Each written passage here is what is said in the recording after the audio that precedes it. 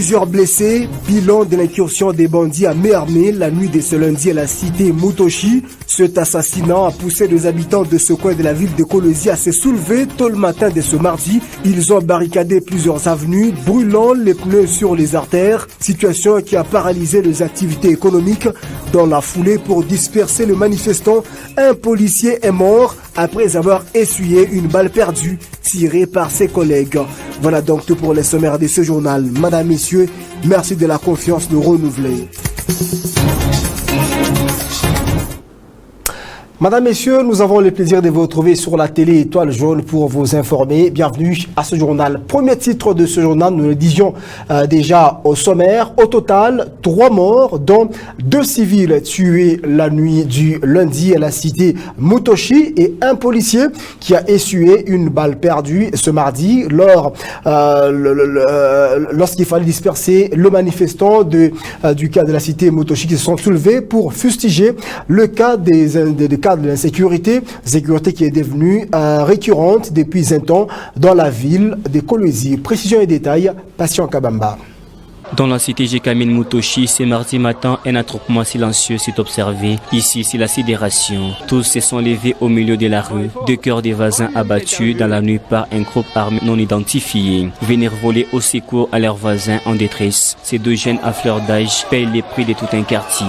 Les habitants sont insaisables. D'un seul homme, les quartiers se soulèvent. La procession se tourne en manifestation. La police est déployée en nombre et la marche rapidement réprimée. La résistance policière sera d'une courte durée. La foule sans âme ne jure que par rencontrer les autorités provinciales. En renfort, le ministre provincial de l'infrastructure Norbert Mbangou Mangal, faisant l'intérim du ministre provincial de l'Intérieur empêché, aux côtés d'un élu du coin descendu sur les lieux du drame pour tenter de calmer les esprits chauffés des habitants. Mais ça sera sans succès.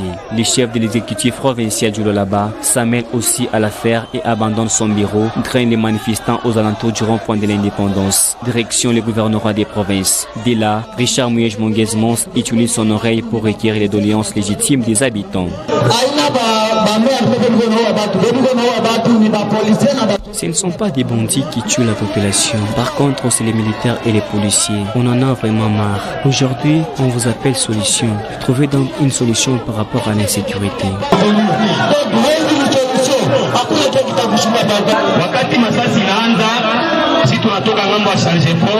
Au moment où nous avons entendu le crépitement des balles, tous nous sommes rendus au niveau d'échange efforts. Par la suite, nous avons aperçu une jeep de la police. On nous a supplié et nous les avons laissés pour passer. Quelques minutes après, une autre jeep est arrivée. Ensuite, la troisième. Tout d'un coup, les policiers ont commencé à tirer sur nous. C'est pourquoi nous concluons que les mêmes policiers qui sont censés nous protéger et sont eux qui endettent les familles.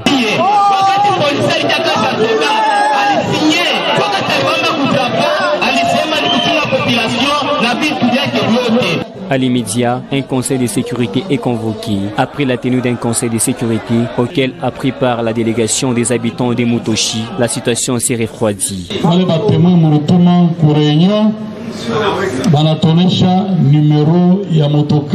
Les gens que vous avez délégués nous ont donné les véritables informations, entre autres le numéro de la Jeep où étaient transportés les gens civiques. Même une chargeuse remplie de munitions a été ramassée. Suite à ça, nous saurons à qui il appartient. Nous allons convoquer un conseil de sécurité avec les responsables de la police et de la FRDC afin que nous puissions détecter les noms du coupable. Et aussitôt de détecter, nous allons organiser un procès qui sera diffusé à la télévision afin que la population puisse voir.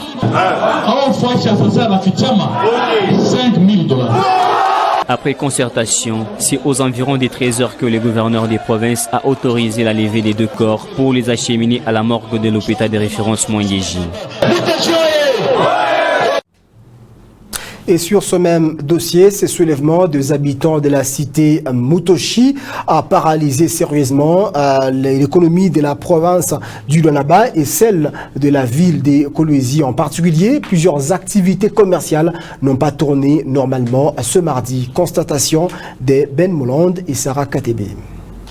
La capitale mondiale du cobalt venait de passer une journée cauchemardesque teintée des soulèvements observés dans plusieurs quartiers. Les habitants en ont marre de l'insécurité. Les retombées de cette ville morte improvisée sont insaisissables. La ville commerciale est devenue déserte. Les magasins fermés, une circulation de véhicules modérée. Les commerçants n'ont pas voulu jouer à la perte quand ils ont vu certains magasins être pillés par les manifestants. Situation similaire au rond-point Mwengeji où les activités économiques sont paralysées. La population curieuse est plantée le long de la route pour assister à la manifestation des habitants de la cité Jekamine Mutoshi. Voilà la situation des 13 heures. Dans la timidité, certains détenteurs de boutiques ont tenté de réouvrir les portes. Mais l'après-midi n'était que la copie conforme de l'avant-midi.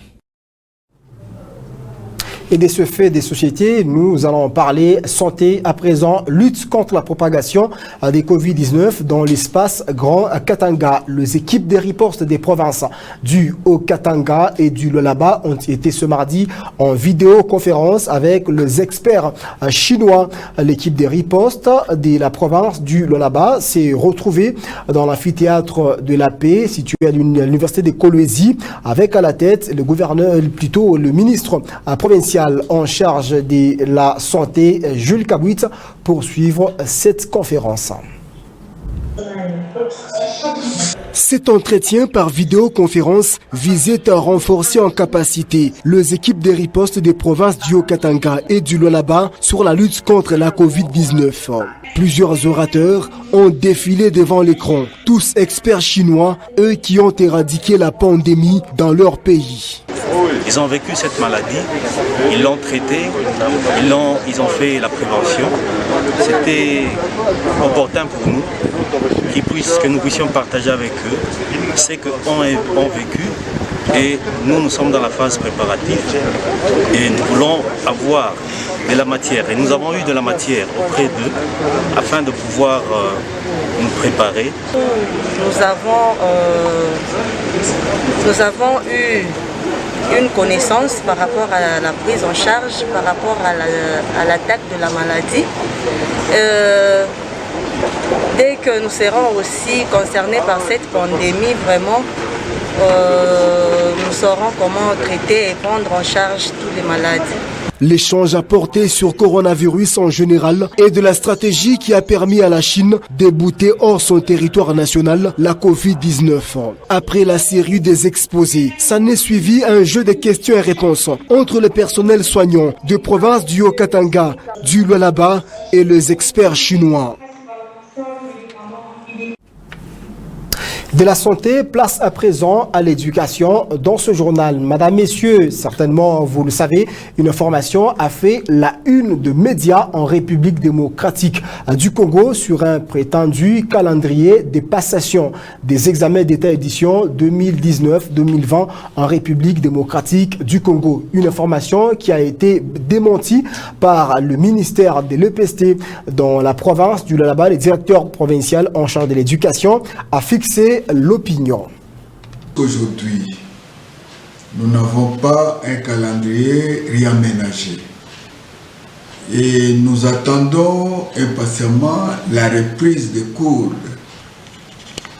d'un moment à l'autre et qu'on laisse nos élèves calmes de pouvoir suivre les cours qui se donnent à distance par la chaîne nationale RTNC et l'émission est intitulée Classe télévisée.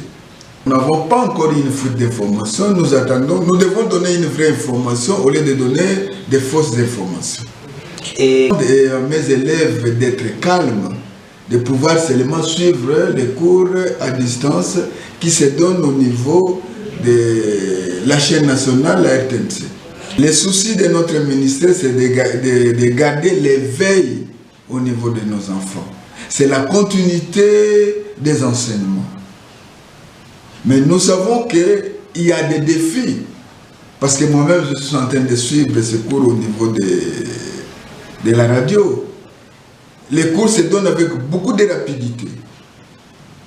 Et les enfants qui sont aujourd'hui à distance ici, qui ont des difficultés, n'ont pas de questions à poser à l'enseignant qui est en train de donner son cours à distance. Mais rien n'empêche que nos enfants puissent suivre ces cours.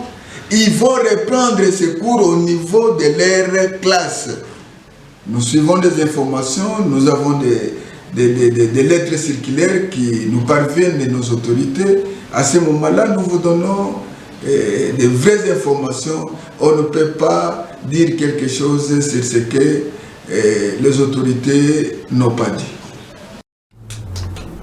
Et de la province du Lualaba, direction la province du Haut-Katanga à présent, où le gouverneur Jacques Kiaboula-Katoué s'est entretenu avec les délégués auprès du vice-premier ministre et ministre en charge des affaires coutumières. Ce délégué du gouvernement central s'est livré à la caméra de la presse à l'issue de cet entretien avec le numéro 1 de la province du Haut-Katanga. Oui, je suis venu au Katanga, précisément à Lubumbashi, pour résoudre, pour procéder à la médiation politique du conflit coutumier dans la chefferie de Bassanga, à la suite de la désignation qu'il y a eu. Et un des princes a contesté. Il a fallu que je vienne moi-même pour que nous puissions résoudre ce conflit rapidement. Vous savez que le Haut-Katanga aujourd'hui connaît des regains de tension. Il ne faudrait pas pérenniser ce genre de conflits, de peur que ça suscite encore d'autres conflits.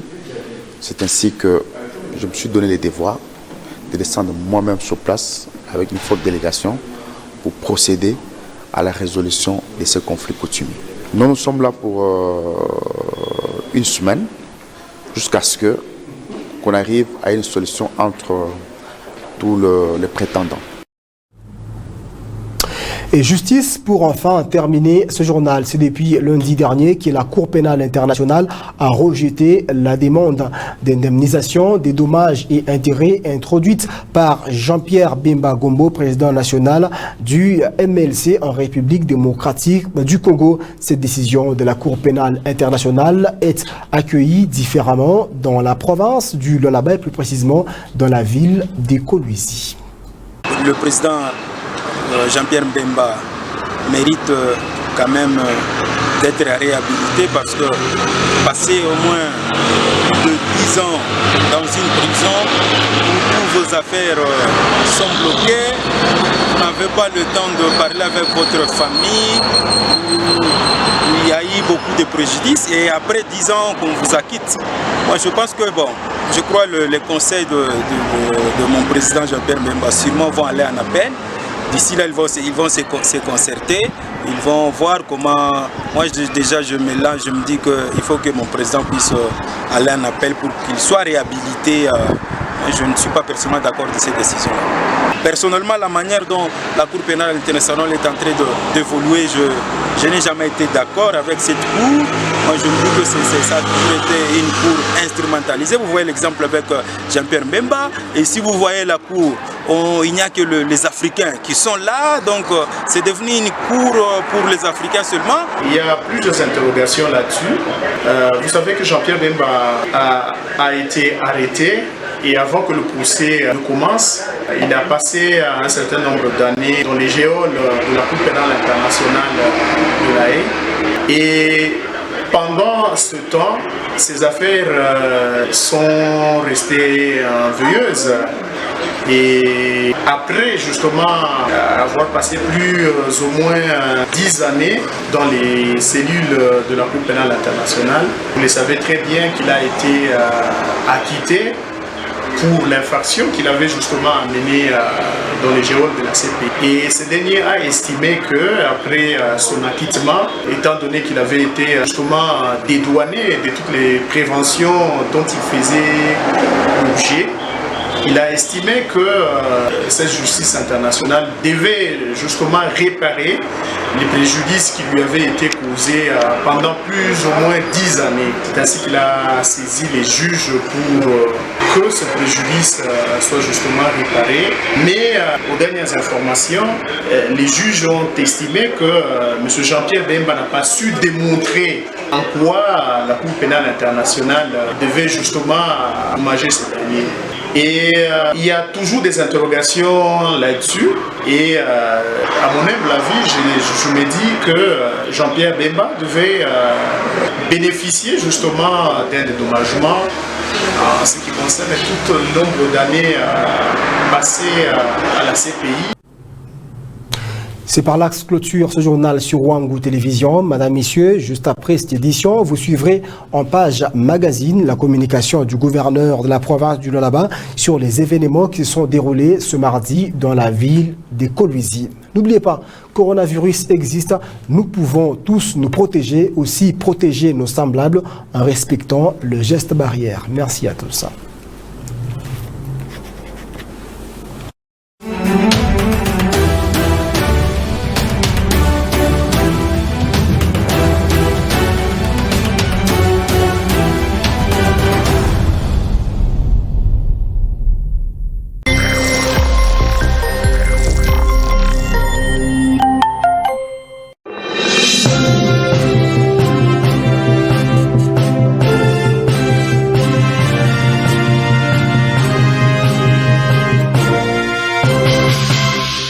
Nous avons vécu un nouvel acte de criminalité.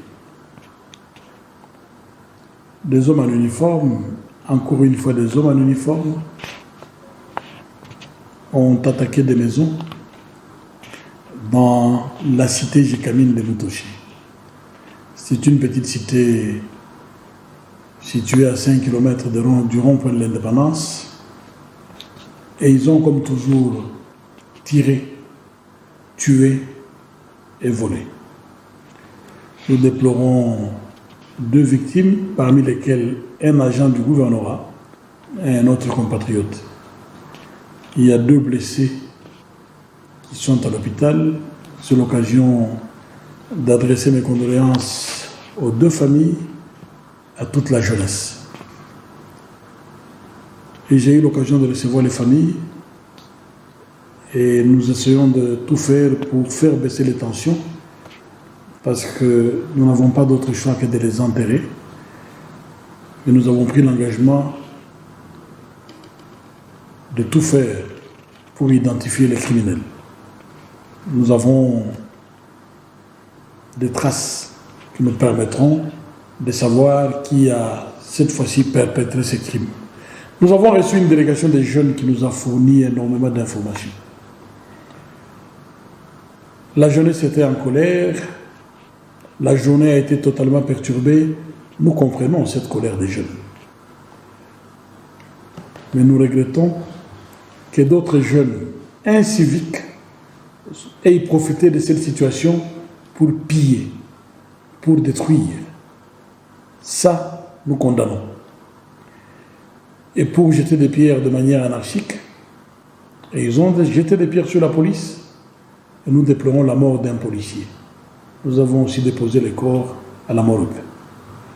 Nous adressons aussi à la famille de notre policier nos condoléances et nous félicitons cet élément régulier de la police. Nous le félicitons pour son courage. Il est mort pour la patrie. Nous regrettons aussi qu'il y ait quelques activistes de fanatiques de quelques acteurs politiques qui profitent de cette confusion pour distribuer les photos de leurs leaders. C'est indélicat. La campagne se fera d'ici 2023. Il faut attendre le temps de la campagne. Pour le moment, nous devons être tous unis pour contrer, pour barrer la route à ces malfaiteurs, à ces criminels. À mon avis, c'est le plus important. Nous félicitons les jeunes de la cité Mutoshi pour leur sens des responsabilités. Nous les avons rencontrés, ils nous ont suivis jusqu'ici. Nous les avons associés à la première étape de la réunion de sécurité. Ils ont fourni beaucoup d'informations. Ils nous ont même remis un chargeur plein de munitions qu'ils ont ramassé sur les lieux du crime. Et nous leur disons que les témoignages qu'ils nous ont fournis, les éléments qu'ils ont mis à notre disposition, nous permettront d'identifier ces bandits. Et nous allons les présenter devant les caméras pour leur permettre d'apprécier la bravoure des policiers qui travaillent dans la discipline.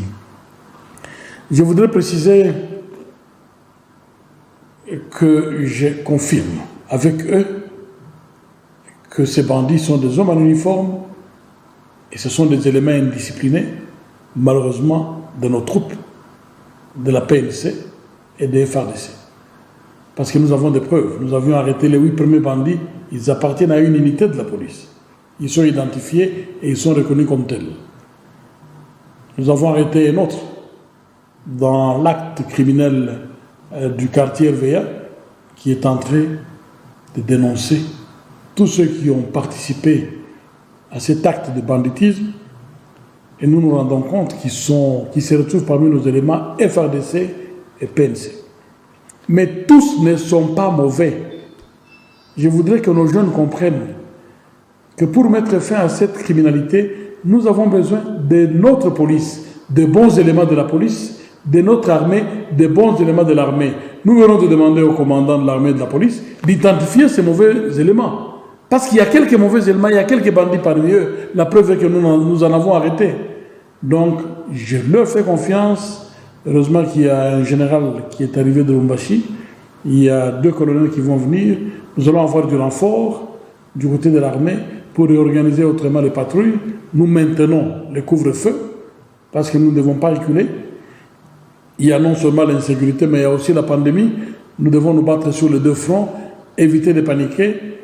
Mais l'engagement que nous prenons devant notre peuple, c'est de continuer à identifier ces réseaux, à les démanteler, et nous finirons par vaincre. Parce que nous sommes du côté du peuple, du côté de la justice. J'insiste encore une fois que chaque fois qu'il y a de tels incidents, que nos jeunes soient prudents.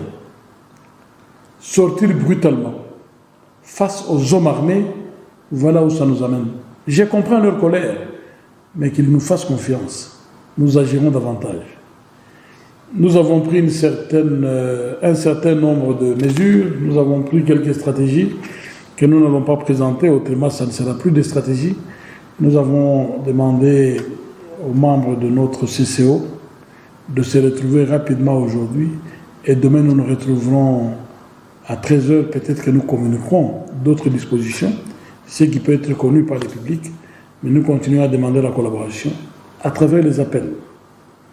Mais sortir pour braver les hommes en armes, c'est un risque très dangereux. Et en tant que responsable, nous ne pouvons pas encourager cela. Nous demandons à notre police, nous demandons à notre armée, nous rappelons que tous ces éléments, tous ces agents ont prêté serment devant les drapeaux et il faut rester fidèle. Fidèles qui se rappellent des termes de leur serment. Et leur mission première, c'est la protection des personnes et de leurs biens. Mais il faut agir dans ce sens. Nous demandons à ceux qui sont tentés par l'affairisme qu'ils enlèvent la tenue, qu'ils aillent dans les affaires. Quand on garde la tenue, c'est pour travailler, pour protéger les personnes et leurs biens. En ce qui nous concerne, nous n'allons pas nous fatiguer. Mais nous demanderons à notre police une mission spéciale de traquer ces bandits qui ont pillé. Il y en a qui ne savent même pas qu'il y a eu des morts, qui ont profité de cette confusion pour piller et perturber l'ordre public. Nous sommes la province économiquement stratégique de la République. Il y a des choses que nous n'allons pas permettre. Il faut éviter qu'on en arrive à une psychose qui oblige les investisseurs à reculer dans leur engagement. Nous nous préparons à gérer les méfaits de la pandémie. Il ne faudrait pas qu'on ajoute la psychose de l'insécurité. Les conséquences risquent d'être incalculables. Donc nous demandons à nos compatriotes qui ont un certain niveau, qui ont un certain leadership, une certaine aura, de s'impliquer dans la sensibilisation des jeunes pour qu'on évite les dérapages. Je sais que Dieu nous aidera à gagner cette guerre et nous la gagnerons. Merci.